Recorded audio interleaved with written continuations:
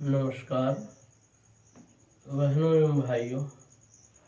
आज मैं मानव जीवन में संयमशील एवं सदाचार की महत्ता को निरूपित करना चाहूँगा। आज जिस तरह से हमारे समाज की मुख्य तौर से युवा पीढ़ी इससे भटक गई है और अपने जीवन को युवा काल में ही बर्बाद करने पर तुली है, उसको ध्यान में रखते हुए इस विषय की महत्ता और अधिक बढ़ जाती है। कहने को तो ये कहा जा रहा है कि हमारा देश विश्व में युवा भारत है, क्योंकि यहाँ दुनिया की आबादी का एक बड़ा हिस्सा जो रहता है उसमें से लगभग 56-57% युवा हैं। लेकिन वे युवा किस रूप में हैं उसको भी गौर करने की बात है। सच्चाई से मुंह चुराना हमारा दृष्टिकोण नहीं होना चाहिए। हमारा दृष्टिकोण होना चाहिए कि हम सच्चाई को स्वीकार करते हुए अपने समाज को संभालने का काम करें। हमारे देश के जो राजनीतिक दल हैं वे सभी केवल देश पर अपनी सत्ता स्थापित करने के फिराक में न केवल युवा पीढ़ी को गुमराह कर रहे हैं, बल्कि उनको नैतिक और वैयक्तिक दृष्टि से भ्रष्ट करने का काम भी कर रहे हैं।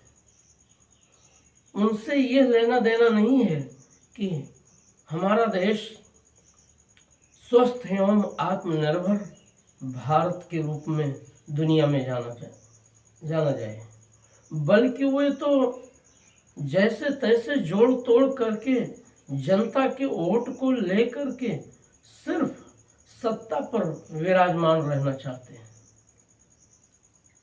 हमारे देश के स्वातंत्र्य आंदोलन में इसकी अहमियत कितनी थी।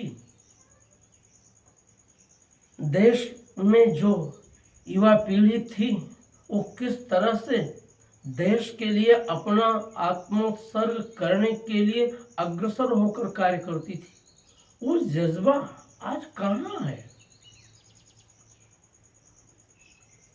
कर्मशील श्रमशील भारत का जो पुरातन आदर्श है वो कहाँ तिरोहित हो गया है, ये विचारणीय विषय है।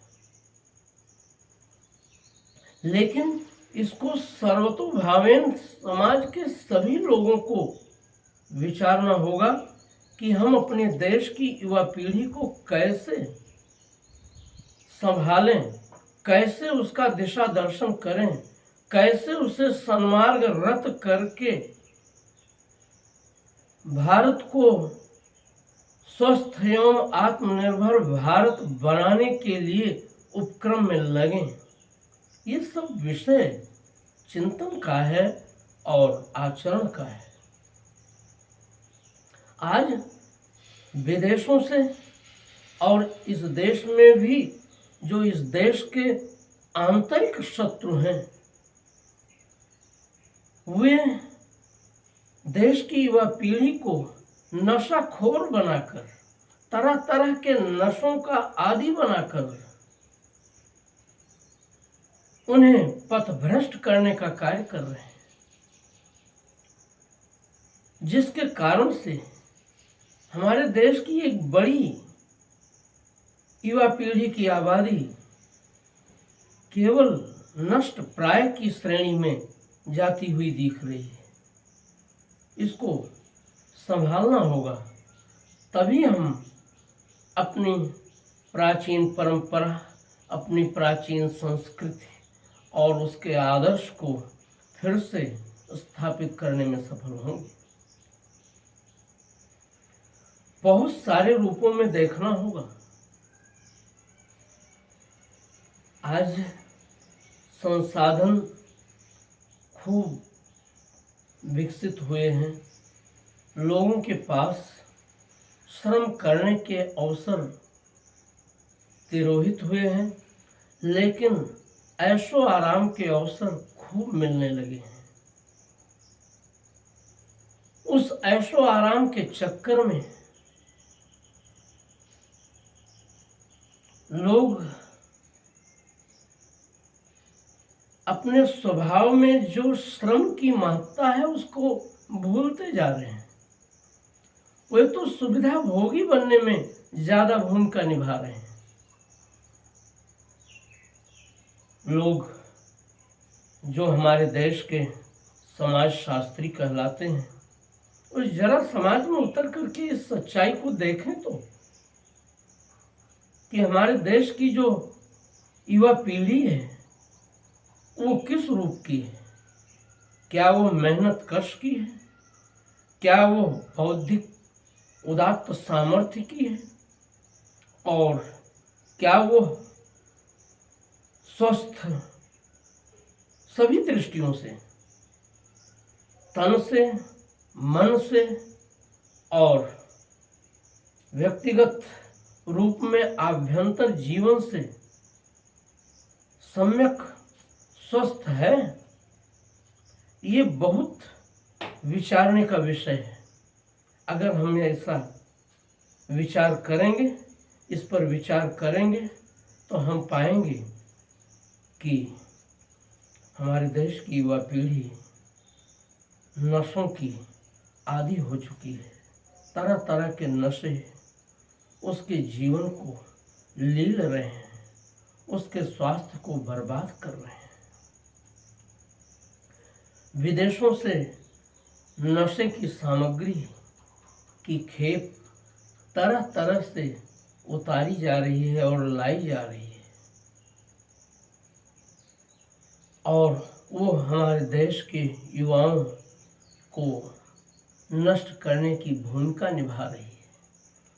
तमाम लोग ऐसे हैं जो अपनी काली कमाई के चक्कर में अपने देश हित को तिलांजल देकर नशा की सामग्री वितरण में लगे हुए हैं। आज इसकी आवश्यकता है। इतना ही नहीं, हमारे देश की युवा पीढ़ी आज परोसी जा रही जो मानसिक सामग्री है, मोबाइल फोन के माध्यम से और टेलीविज़न के माध्यम से और दूसरे और भी जो ऑडियो वीडियो सब उसे उपलब्ध हो रहे हैं, उन सब के माध्यम से वो सामग्री पा रही है जो उसको नैतिक दृष्टि से, चारित्रिक दृष्टि से कमजोर और भ्रष्ट कर रहा है। आज भले ही लोगों को लगता हो कि बड़े शहरों की बीमारी जो व्यभिचार की है, जो वामाचार की है, जो देह व्यवसाय की है, वो बस वहीं तक सीमित है। ऐसा नहीं है। अब वो सब स्थिति गांव तक पहुंच रही है। सबको खाने को मिल रहा है और काम कोई करना नहीं चाहता।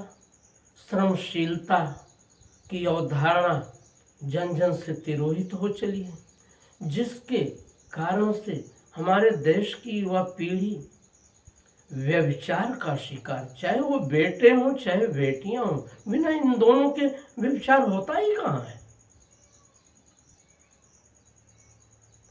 अपने शरीर की ऊर्जा का केवल अपनी वासना की पूर्ति के लिए नष्ट करने की जो प्रवृत्ति हो चली है, वो छोटे छोटे शहरों तक और गांव तक उतर चली। उसका सिर्फ कारण यह है कि माता पिता भी अपने बच्चों की निगरानी से विरत हैं। वे उन्हें पढ़ने के लिए शहरों में भेज रहे हैं, लेकिन वो ये देखने का कार्य नहीं कर रहे हैं कि शहर में जाकर के मेरे बच्चे क्या सचमुच पढ़ रहे हैं अथवा देह व्यवसाय में लगे हैं। ये सब हमारे देश की जो अपूर्व युवा सामर्थ्य है उसको धीरे धीरे काष्ठ में घुन की तरह काट काट करके नष्ट करने का कार्य कर रहा है। जरूरत है कि माता पिता अपनी संतानों की निगरानी बढ़ाएं, उनकी देखरेख करें, उनका उचित मार्गदर्शन करें और उनको कर्मशील बनाएं, श्रमशील बनाएं, उनको मेहनत कश बनाएं, उनको बौद्धिक सामर्थ्य से, आध्यात्मिक सामर्थ्य से इतना संवलित कर दें, इतना समृद्ध कर दें कि वे सभी अपने देश की संस्कृति, अपनी मातृभूमि की गरिमा के अनुरूप संयमशील और सदाचारी बने। जहाँ कुसंयम, कुसंस्कार और कुसंगत व्यक्ति के व्यक्तिगत जीवन को और सामाजिक जीवन को दोनों को नष्ट करने का कार्य करते हैं, वहीं सुसंयम, सुसंस्कार और सुसंगत उसको संभाल करके कर्तव्योन्मुखी बनाने का कार्य करते हैं।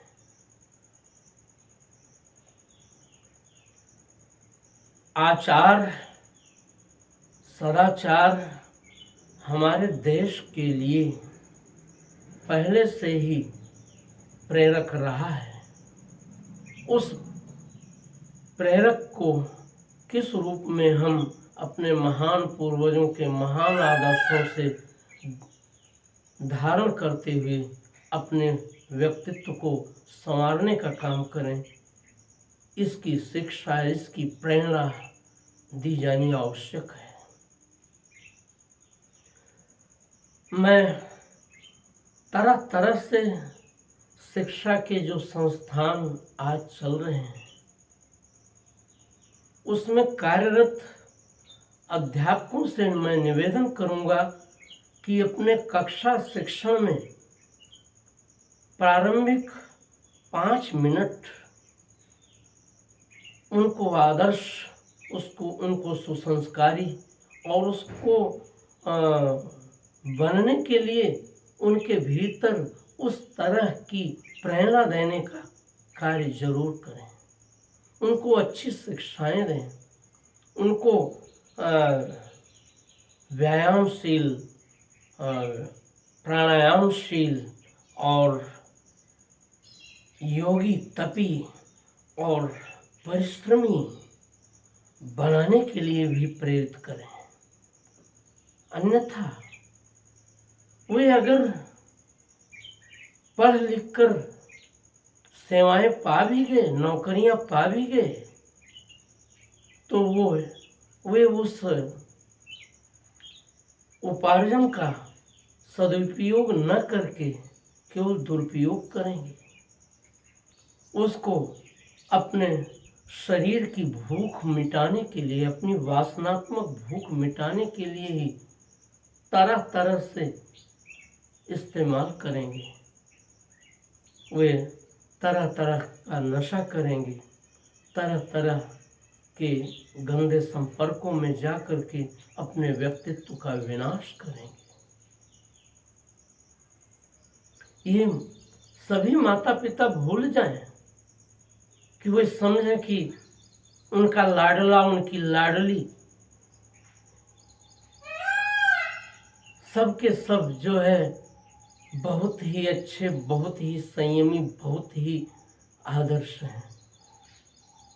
उनको जो शहरों में संपर्क मिल रहे हैं, शहरों में जो प्रेरणाएं मिल रही हैं,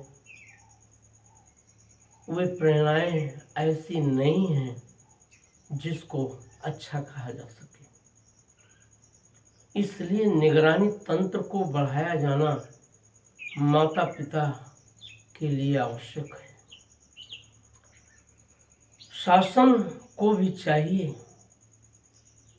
कि शहरों में जो हॉस्टल्स खुले हुए हैं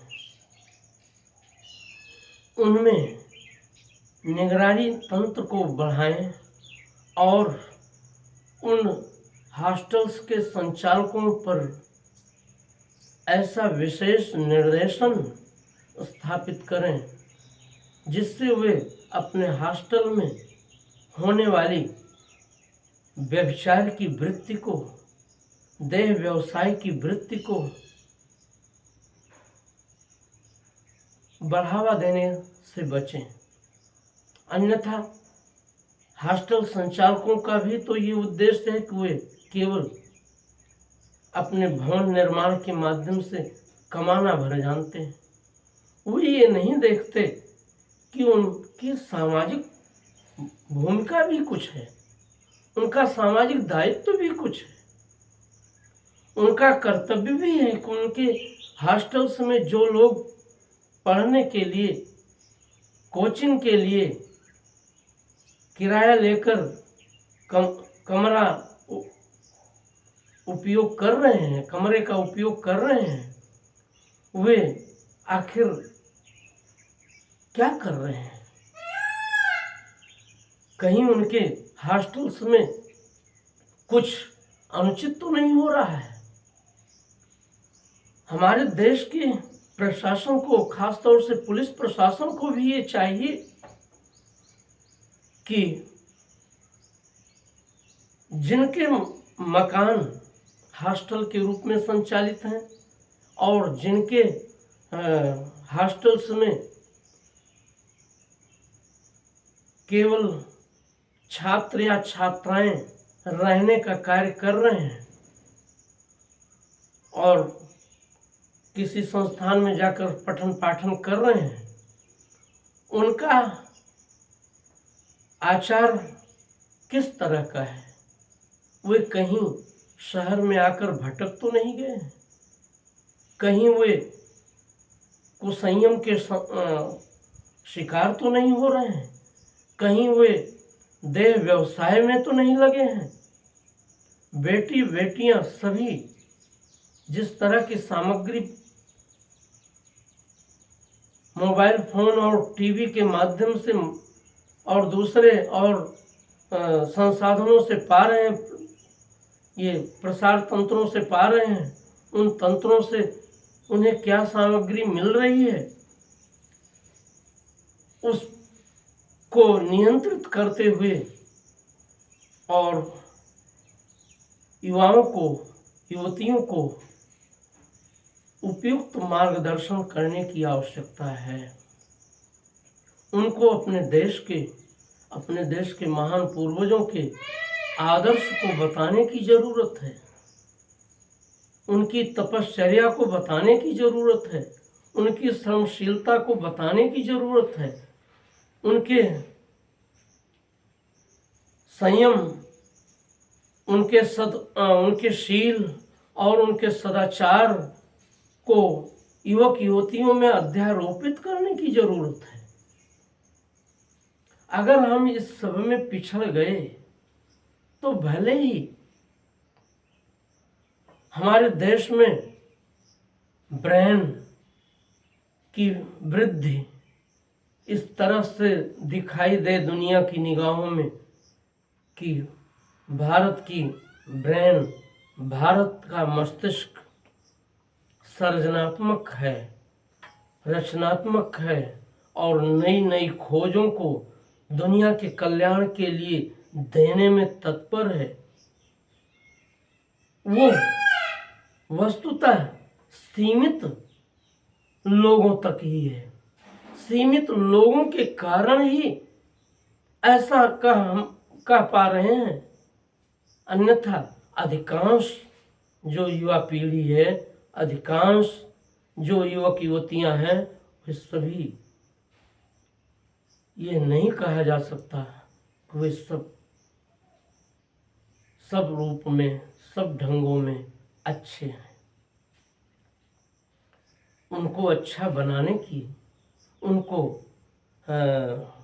गलत लोगों के संपर्क से दूर रहने की और गलत लोगों पर नकेल कसने की स्थिति उत्पन्न करने की जरूरत है। हमारे देश के युवा किसी भी रूप में पथभ्रष्ट न होने पावे, कुमार्गरत न होने पावे और अपनी मेधा का, अपने उदात्त चरित्र के बल से विश्व कल्याण में, देश के कल्याण में, जन जन के कल्याण में उपयोग करें, इसकी शिक्षा देने की जरूरत है।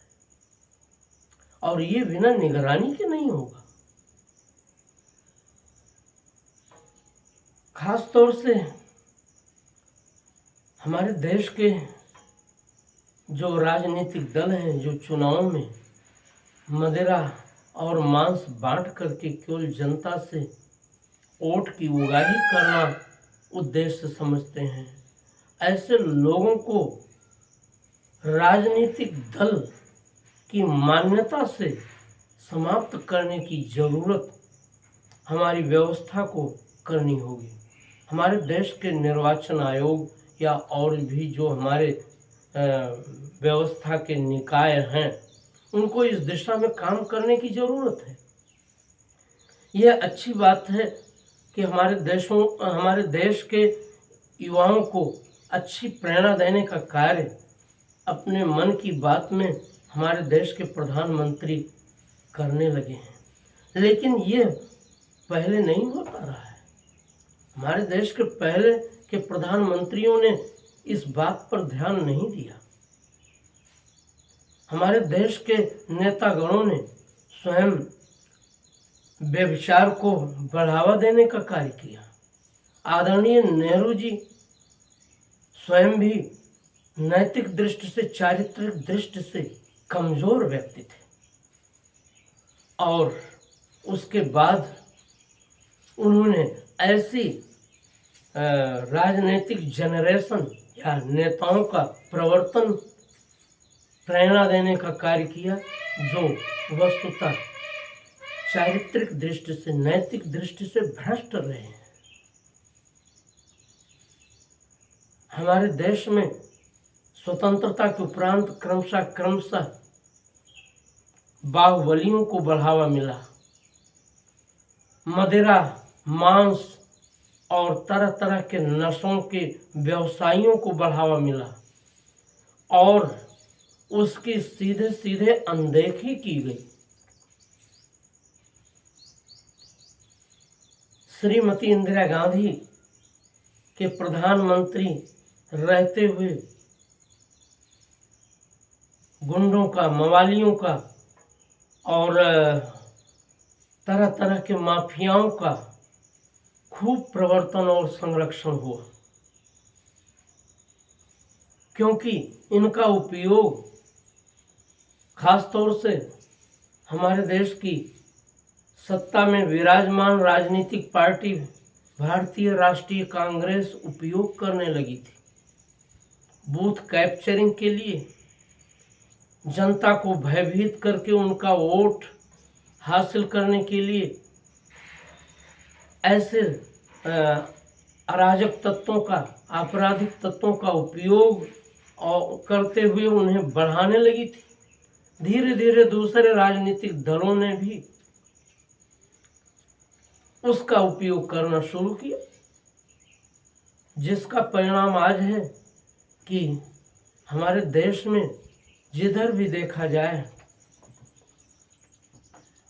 आपराधिक तत्वों की बाढ़ सी आ गई है और ऐसे लोगों का जब शासन प्रशासन एनकाउंटर करने का कार्य करता है तो कतिपय राजनीतिक दल उनका संरक्षण करने के लिए उनके पक्ष में खड़े हो जाते हैं। तो इस सब के कारण से हमारे देश की युवा सामर्थ्य का ह्रास ही तो होगा,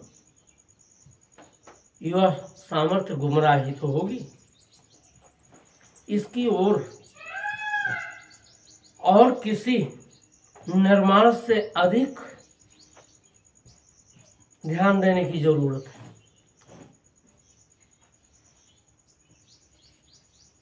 पश्चिमी समाजशास्त्री एवं राजनीतिवेत्ता प्लेटो ने ये कहा था कि वन नहीं, पर्वत नहीं, नदियां नहीं, बल्कि किसी देश को उसके आदर्श नागरिक ही महान बनाते हैं।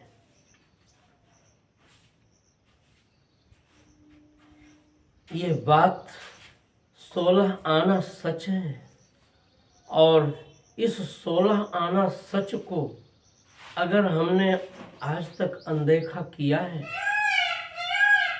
हमारे ऋषियों और महर्षियों ने इसी चारित्रिक दृढ़ता को स्थापित करने के लिए हमारे अपने देश को योगी देश के रूप में,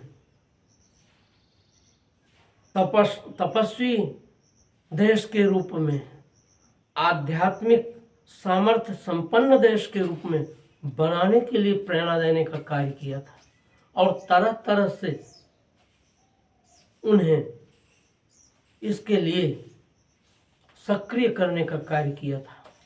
आज वो सब तिरोभाव को प्राप्त है। हमारे महान आदर्श जिनकी दुहाई हम देते हैं, ऐसा नहीं कि आधुनिक काल में कुछ ऐसे लोग हुए जिन्होंने इस ओर प्रेरणा देने का कार्य किया, जैसे स्वामी दयानंद सरस्वती, स्वामी रामकृष्ण परमहंस, स्वामी विवेकानंद, धोड़केश्वर कर्वे, स्वामी राम तीर्थ, स्वामी श्रद्धानंद, स्वामी विरजानंद, इन सब ने इस दिशा में अपने देश की आध्यात्मिकता और अपने देश की जो श्रमशील सामर्थ्य है उसको संबलित करते हुए उसको सुदृढ़ करने के लिए प्रयत्न किया। लेकिन शासन की भी जिम्मेदारी होनी चाहिए थी। शासन ने शिक्षा को, खास तौर से मैकाले की शिक्षा को बढ़ाने के लिए, की शिक्षा को बढ़ावा देने का कार्य तो किया गया, लेकिन इस देश के आदर्श को कभी भी पनपाने का कार्य हमारे स्वतंत्र भारत में प्रारंभ से नहीं किया गया, जिसका परिणाम ये हुआ कि हमारा देश धीरे धीरे नैतिक दृष्टि से, आध्यात्मिक दृष्टि से, चारित्रिक दृष्टि से कमजोर होता गया। हमेशा जल के प्रवाह की ही तरह आदर्श का प्रवाह भी ऊपर से नीचे की ओर होता है। अगर हमारे शासन में बैठे हुए लोग आदर्श होंगे तो धीरे धीरे समाज आदर्श होता जाएगा, लेकिन अगर हमारे देश के शासन में बैठे हुए लोग नैतिक दृष्टि से, चारित्रिक दृष्टि से, आर्थिक दृष्टि से भ्रष्ट होंगे, गिरे हुए होंगे, तो धीरे धीरे हमारा समाज भी गिरता जाएगा। ये कहने में मुझे कोई गुरेज नहीं कि एक लाल बहादुर शास्त्री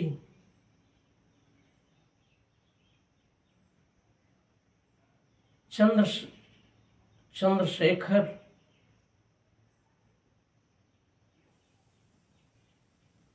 जैसे प्रधानमंत्रियों को छोड़ दिया जाए तो अधिकांश कांग्रेसी प्रधानमंत्री मुख्य तौर से चारित्रिक दृष्टि से गिरे हुए रहे हैं, नैतिक दृष्टि से गिरे हुए रहे हैं। उनके भीतर हमारे देश का आदर्श नहीं रहा है। वे चाहे नेहरू जी हो और चाहे श्रीमती इंदिरा गांधी जी हो, ये सभी चरित्र की गरिमा से संपन्न नहीं रहे, जिसके कारण से हमारे देश की शिक्षा में भी, हमारे देश में जो हमारे देश की युवा पीढ़ी है उसमें उदात्त चरित्र का, नैतिकता का, आदर्श का संस्थापन होने से दूर रहा है।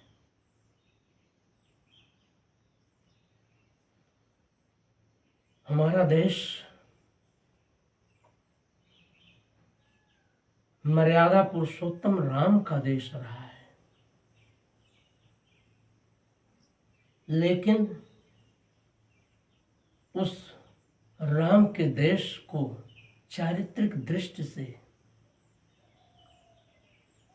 सुसंयम शील और सदाचार की दृष्टि से निरंतर गिरते हुए जाने वाला बनाने का प्रयत्न हुआ। इसकी परवाह नहीं की गई। तमाम फैक्ट्रियां, तमाम जो निर्माण के संस्थान हैं वे भौतिक दृष्टि से सामग्री परोस सकते हैं, लेकिन आदर्श की, चरित्र की, व्यक्ति व्यक्ति में जो अवतारणा है, सच्चरित्र की जो व्यक्ति व्यक्ति में अवतारणा है, उसका संस्थापन भीतर की सामर्थ्य से होगा। और वो भीतर की सामर्थ्य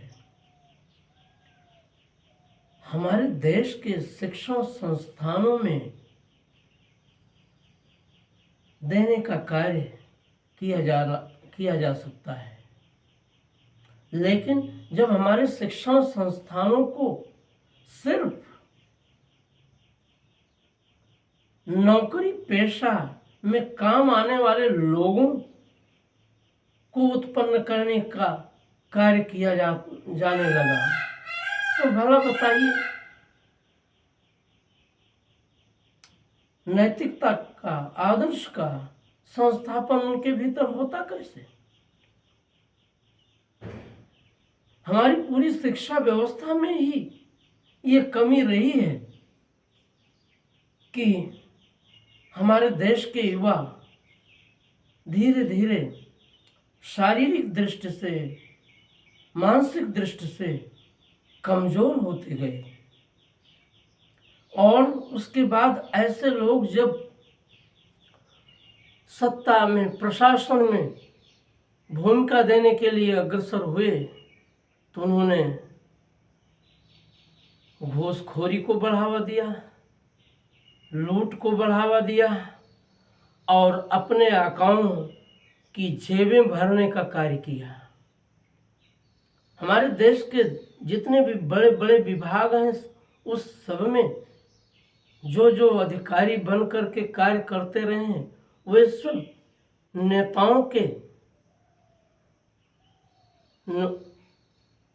के लिए काली कमाई का माध्यम बनते रहे हैं, जनता का शोषण करने वाले रहे हैं, अपनी तनख्वाह से अतृप्त रहने वाले लोग रहे हैं, जिसके कारण से आज पर्यंत ये देखा जाए तो हमारे प्रशासन में बैठे हुए सभी उच्चाधिकारी, मैं अपवाद की बात नहीं कह रहा, अपवाद में ऐसे लोग हैं तभी तो ये धरती, ये देश किसी न किसी रूप में कुछ कायम है। अन्यथा अधिकांशतः अधिकारी और उसमें ऊपर से लेकर नीचे तक जो भी लोग हैं वे सबके सब केवल जनता को लूटने में लगे हैं, और जनता भी कम नहीं है। जिसके जो ये झूठ फैलाया गया है ना कि यथा राजा तथा प्रजा,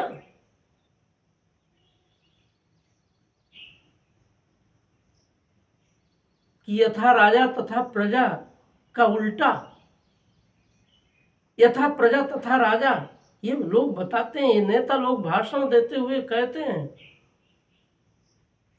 कि आज यथा प्रजा तथा राजा का युग है।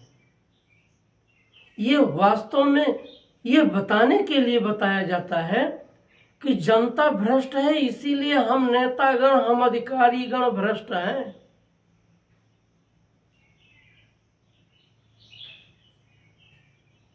जबकि आज भी यथा राजा तथा प्रजा का आदर्श स्वीकार करने योग्य होना चाहिए। अगर हमारे देश के राजनेता, हमारे देश के शासन में बैठे हुए अधिकारीगण आदर्श होंगे तो अपने आप धीरे धीरे जनता आदर्श होती चली जाएगी। लेकिन जनहित के कामों को, जनता के कामों को कार्यालयों में इसलिए लटकाया जाता है जिससे जनता विवश होकर अधिकारियों को घूस देने पर उतर जाए। वो अपने खेत बेचकर अपने पेट की आवश्यकता को घटाकर, अपनी भूख की अनदेखी कर अधिकारियों का पेट भरने लग जाती है। मैंने एक टीआई महोदय से चर्चा में पाया था कि थाने बिकते हैं, पुलिस चौकियां बिकती हैं, और जो थानेदार, जो टीआई ज्यादा से ज्यादा अब धन उगाही करके और राजनेताओं का पेट भरने का कार्य करता है और अपना भी पेट भरता है, अपनी भी जेबें फुलाता है, उसको ही हमारे नेतागण वहां पदस्थ करते हैं, हमारे राजनेतागण वहां पदस्थ करते हैं। और जो पूरा तंत्र ही भ्रष्ट है, तो कोई एक व्यक्ति अगर प्रधानमंत्री बनकर के, मुख्यमंत्री बनकर के आदर्श भी है तो वो क्या कर लेगा? वो भी कुछ नहीं कर पाएगा, क्योंकि आखिर कार्य तो नीचे के लोगों को करना है, वो तो सिर्फ आदेश दे सकता है। और आज तक जो हमारे राजनेता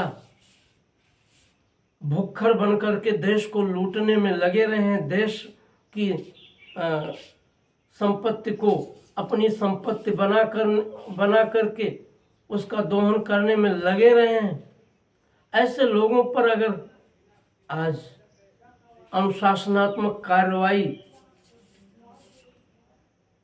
होती है तो उन्हें बुरा तो लगता है, लेकिन उस सब के लिए हमारे देश की वो शिक्षा व्यवस्था जो मैकाले द्वारा प्रवर्तित करके इस देश पर थोपी गई थी, और धीरे धीरे देश ने उसी शिक्षा को अपना स्वभाव बना लिया, उसी के कारण से ये देश इस दुर्दशा को प्राप्त हुआ है। ये सब बड़े स्तर पर देखने की जरूरत है। हमारी न्यायपालिका में भी यही सब चल रहा है, वहाँ भी घूसखोरी चल रही है। सालों साल मुकदमे इसलिए लटके रहते हैं कि हमारे जजों को और जजों से जुड़े हुए वकीलों को सबको केवल पैसा चाहिए, सबको केवल धन चाहिए, अन्यथा न्याय में किसी दलाल की आवश्यकता ही क्या है। तथ्यों को देखकर, सच्चाई को परखकर क्या हमारी न्यायपालिकाएं देश की जनता को न्याय नहीं दिला सकती, न्याय नहीं दे सकती? दे सकती हैं, लेकिन सब अंग्रेजों के काल से ही जब भ्रष्ट हो चुका है तो उसको सुधारने का प्रयत्न देश की स्वतंत्रता के साथ देश में जिनको करना चाहिए था वे खुद भी भ्रष्ट ठहरे,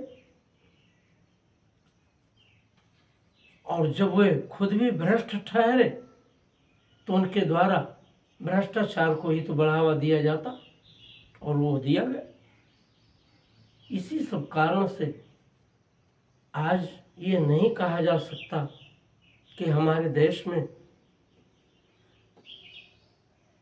आदर्श का अंश कितना है, नैतिकता का अंश कितना है। तराजू के पलड़े पर ये तौला जाएगा तो नैतिकता, आदर्श, मर्यादाएं की जो सामग्री है वो समाज में बहुत थोड़ी रह गई है, और भ्रष्टाचार, दुराचार, व्यभिचार और अनैतिक व्यापार वो सब बहुत वजनी हो चला है, उसका वजन बढ़ चला है। आज अगर हमने उसे रोका नहीं तो हमारा देश और भी अधिक दुर्दशा को प्राप्त होता जाएगा। विदेशी डाकुओं ने हमारे देश को जितना लूटा खसोटा है, उस लूट खसोट से हम तभी बच सकते हैं, उसको फिर से बदलने का कार्य हम तभी कर सकते हैं जब हमारे देश के शासन तंत्र में,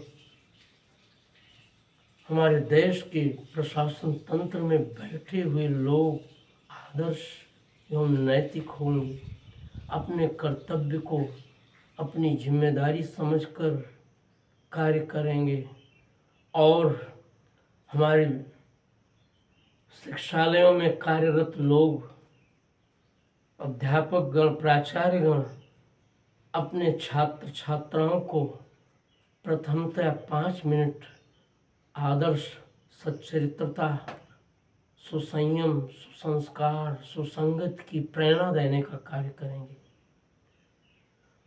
और जब ऐसा हो जाएगा तो वही लोग जब हमारे प्रशासन तंत्र में, हमारे शासन तंत्र में जाएंगे तो वे उस आदर्श का निर्वाह करेंगे।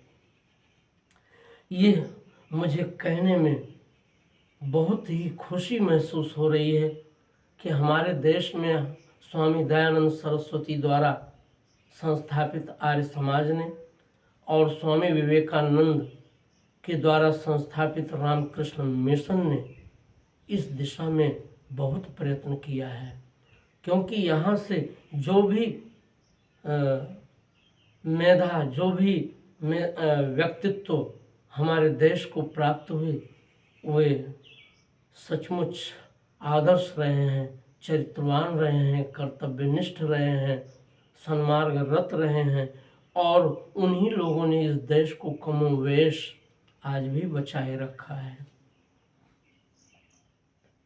ये भी मैं कहूँगा कि इस दिशा में आरएसएस, राष्ट्रीय स्वयंसेवक संघ ने भी बहुत कार्य किया है, लेकिन उसमें कुछ न्यूनताएं हैं, जिस न्यूनता को दूर करके आरएसएस को, राष्ट्रीय स्वयंसेवक संघ को अपनी वर्तमान युवा पीढ़ी को अधिक संवारने की भूमिका में आने की जरूरत है। बिना किसी भेदभाव के जो राष्ट्रीय चेतना से संपन्न व्यक्तित्व, आदर्श व्यक्तित्व, चरित्रवान व्यक्तित्व हमारे देश को मिले हैं, उसके लिए सभी शिक्षालयों को, सभी विश्वविद्यालयों को और सभी ऐसे संस्थानों को अधिक काम करने की ज़रूरत है, जिससे हमारा देश भ्रष्टाचार की, नैतिकता की गिरावट की, चरित्र की गिरावट की, दुर्बलताओं से दूर होकर नशा से विहीन, स्वस्थ एवं आत्मनिर्भर भारत बन सके। आप सब मेरे इस विचार से सहमत जरूर होंगे और माता पिता को भी मैं इसमें ज़रूर लपेटे में लेना चाहूँगा कि वे भी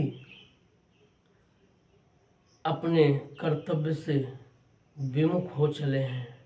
उन्होंने केवल एक उद्देश्य बना लिया है कि मेरे बेटे, मेरा बच्चा, मेरी बेटी पीसीएस बन करके, आईएएस बन करके, इंजीनियर बन करके, डॉक्टर बन करके ज़्यादा से ज़्यादा कमाई करके घर को समृद्ध करे आर्थिक रूप से।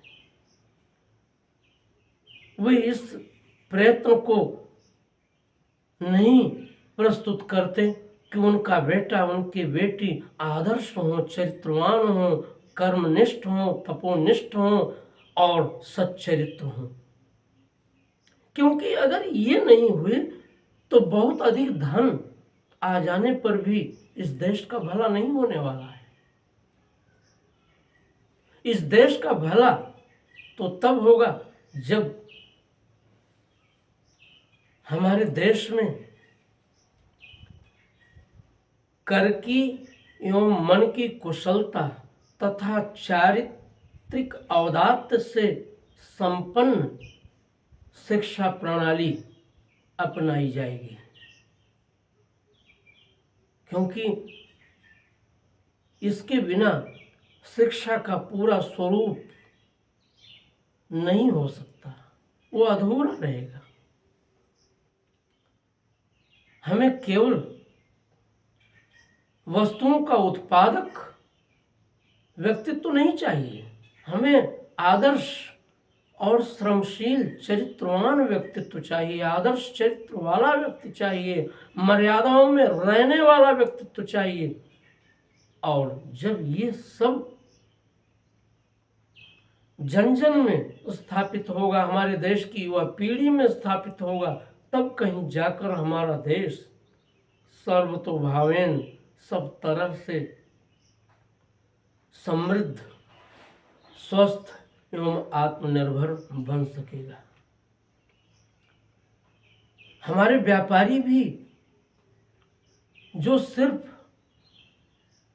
नशा की सामग्री बेचने में लगे हैं, उनको भी ये चाहिए कि वे केवल कमाने का उद्देश्य न बनाएं, बल्कि अपने देश को संवारने का उद्देश्य भी बनाएं। ऐसी कोई चीज़ उनके माध्यम से न परोसी जाए जो युवाओं को, युवतियों को गुमराह करने का काम करे, उनको नशाखोर बनाने का कार्य करे।